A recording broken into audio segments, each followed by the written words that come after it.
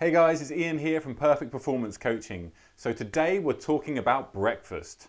What should you be eating? Why should you be eating it? And a little bit of a strange one, when is the best time for breakfast? I'm also going to show you one of my favorite recipes that's a great way to start the day. So first off, what should we be eating?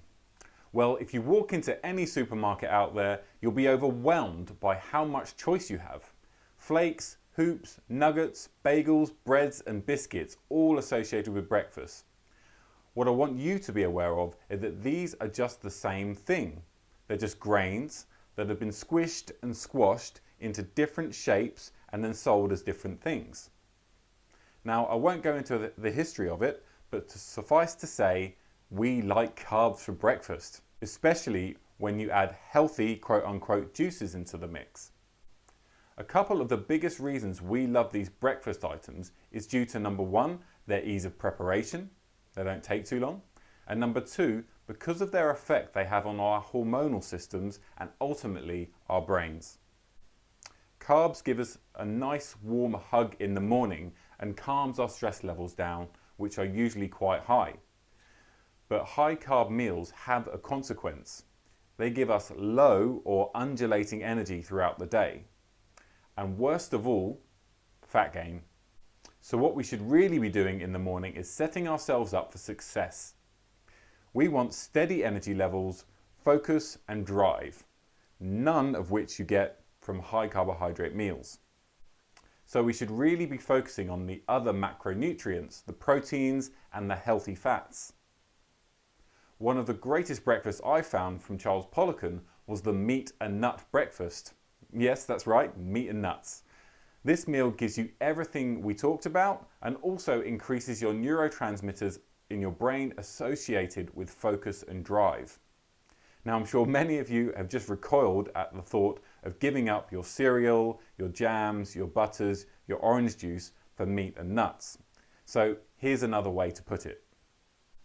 Aiming for a breakfast that's more along the cooked lines like eggs, avocado, sausage, or switching your cereal to something that's higher in protein and fats would go a long way to improving your blood sugar in the morning and thus your health.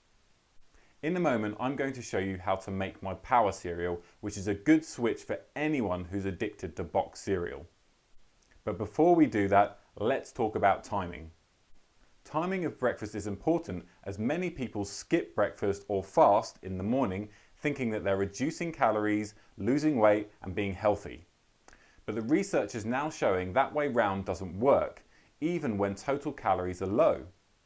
It's been found that breakfast meals burn 2.5 times more calories than evening meals.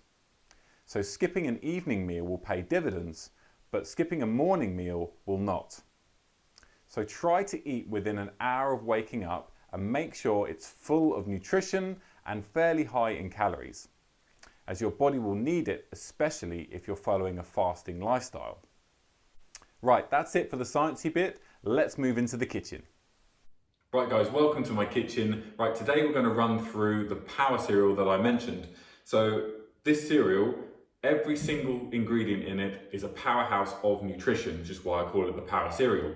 So it helps introduce nutrition, or a lot more nutrition, a lot more good fats, a lot more good proteins into your diet without really changing anything. So it's a real good way of just sneaking in some more nutrition, and obviously then you'll be much more focused, have much more drive, and you'll be able to stay lean without even really thinking about it. So the first thing I'm going to add into my power cereal is chia seeds. So chia seeds are great, they're hugely beneficial for the gut bacteria and the gut flora, so really good to make sure you add these in, especially at this time in our lives because of the immune system is mostly located in the gut. So if we treat that right, then we'll definitely have a good immune system. So we'll just throw a few of these in. One thing with chia seeds you want to bear in mind is that they do need soaking for around 5 minutes. They kind of soak up all the moisture and then turn it into this really healthy gelatinous liquid. So it's kind of like a bit like jelly, but it's fine, it's completely tasteless, and it's really, really good for you. So what we're going to add in next is going to add a bit more flavour. But that's a good base to start with. The next thing is goji berries. So goji berries, again, another powerhouse of nutrition, really high in vitamin C. So it's one of those things, again, that's great at this time in our lives because we need to make sure our immune system's firing on all cylinders. These ones, again, could do with a little bit of soaking. As goji berries are dried, you want to make sure that they're a little bit softened. Again, 5 minutes, they'll soften a little bit, and then you're good to go. And then you have a bit more of that nice, sweet, sort of delicate flavor of goji berries. The next thing I add in is going to be pumpkin seeds. So pumpkin seeds are very high in magnesium, great in fat-soluble vitamins as well, and good in fiber. So we want to make sure we add lots of these in for all those reasons. They're good as well because you get a little bit of crunch to your cereal with these, which a lot of people like flakes and things like that because of the crunch. So it's a great one just to add in and keep in your store cupboard. Now a really fun one is chocolate. Now chocolate is an absolute powerhouse of antioxidants and nutrition. So what we really want to do is add as much of this to our life as we can. Of course, most chocolate has a lot of sugar in it and a lot of milk in it and other things as well, like caramel or whatnot. These are cacao nibs. Cacao nibs are great because, again, they add that crunch into your cereal, but they're nice and easy, and what they're going to do is flood your cereal bowl with a bit of chocolate flavor, which is really nice, especially when surrounded by other sweet things. Then the chocolate flavor really comes through, so it's great. So we'll just add a few of those in. Boom. The more you can get in your bowl, the better with those, but you know, to your own taste, of course. Finally, we got some oats. So I know I'm talking about trying to get the fats and the proteins up.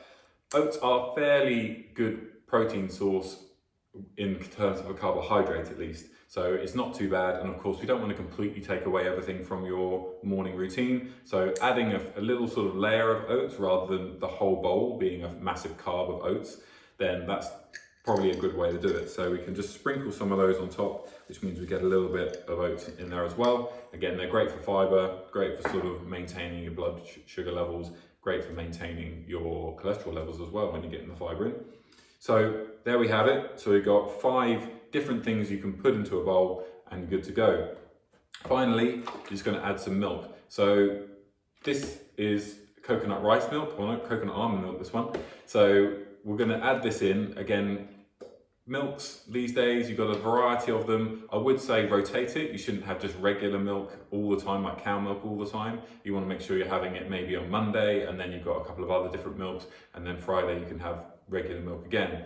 The main milk I'd recommend, of course, is going to be organic, but also raw. So if you can get your hands on some raw milk, which has actually got all the nutrition that you'd like to eat from milk, that's a great one to do. Most milks are boiled or processed to the point where they don't really have a lot of nutrition in it, and they end up just being like a fatty sugar water. So it's kind of pointless to have. So, but this is quite good because it's got coconut in it. Coconut's great for us. Almonds are great for us. So, bon appetito.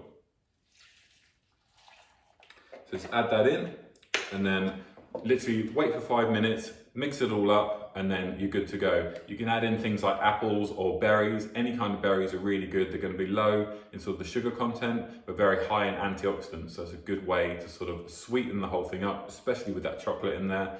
And then you're going to really enjoy your breakfast cereal. Right, that's it for today, folks. If you found this video valuable, then give it a like and make sure you subscribe so you don't miss anything coming up.